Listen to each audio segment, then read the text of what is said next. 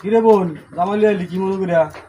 আইলাম ভাই, তোমাকে জামাই ব্যবসা করতে চায়, এখন টাকা পয়সার কিছু দরকার। তো আমার তো তোমার কাছে অংশ আছে, আমি চাইতেছি তুমি এই অংশটা আমার বুঝাই দিলে আমি ওইটা বিক্রি করে ওর একটু ব্যবসা দিয়ে দিতাম। বোন রে কইছ তো ঠিক আছে, বাপ মরছে তোর 5 বছর এবার তুইয়া তোর এই আদর করে আলে আবার করে মানুষ করে বিয়া আসা দিয়ে দিছি। আজ হেই তুই বইয়া আমার কাছে সম্পদ দাবি করলি। আচ্ছা তুই যখন দাবি করছস বলে তোর এই সম্পদের মাধ্যমে তোর আমি 1 লাখ টাকা দিয়ে দেই, তুই আমার দায় দিবি দিয়া যাক গিয়া।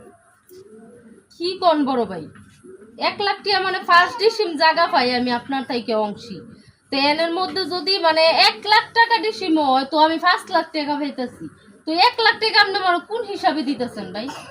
বন্ডে দেখ যে আমি যে বাঙ্গা ঘরে থাই, হ্যাঁ এই 1 লাখ টাকা দেওয়া আমার লোক অনেক কষ্ট হবে, অনেক জুলুম হইব। তারপর তুই একটা অংশীদার সেই আমি তোরে দিতেছি, তুই লয়ে যাই গা। হ্যাঁ তুই আমার বাড়িতে আবি যাবি খাবি, সম্পর্কটা বজায় রাখ।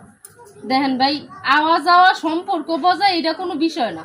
বিষয় হচ্ছে আমার তো 5 লাখ টাকা কইলাম না যে কমে রইলো, 5 লাখ টাকা আইতাছে। তো আপনি যদি রাহেন তো আমার না হয় 4 লাখ টাকায় দিয়েন, কিন্তু 1 লাখ টাকা ভাই এটা কোন হিসাবে দিতেছেন? না রে বোন, তাহলে আমি তোরা 1 লাখ রুপি আমি দিতে পারতাম না।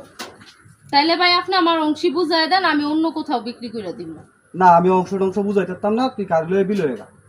এটা আপনি কি কোন ভাই? আপনি আমার বড় ভাই, আমরা এক মারফেটের ভাই বোন, আপনি আমার জায়গা বুঝাই দিবেন না মানে? তাহলে তোর বিয়ের সময় যে আমি টাকা খরচ করলাম এটার হিসাব কি আমার দিবি না? এটা দেখেন দিবি ভাই, আমি যে কামাই করে দিলাম। দেখেন ভাই, আপনাকে জামাই রে নিয়ে আইছি, জামাই সে আপনি আর শুরু হইবেন না। আপনি এই অংশী কেমনে বুঝাই দিবেন আমারে বুঝাই দেন। আচ্ছা তুই 1 লাখ নিলে না, আনলে তুই কার লয়ে বিল হয়ে গা। শোনো, তোমার ভাই এমনি জায়গা দিত না, বুঝছো? তোমার এমনি জায়গা দিত না, লও। আচ্ছা ঠিক আছে, তাইলে আমি এবার বড় মামার কাছেই যাবো, যা করার উনিই করবো। আচ্ছা যা যা বাবার মামার কাছে যা, দেখি কেমনে জায়গা নিস, যা।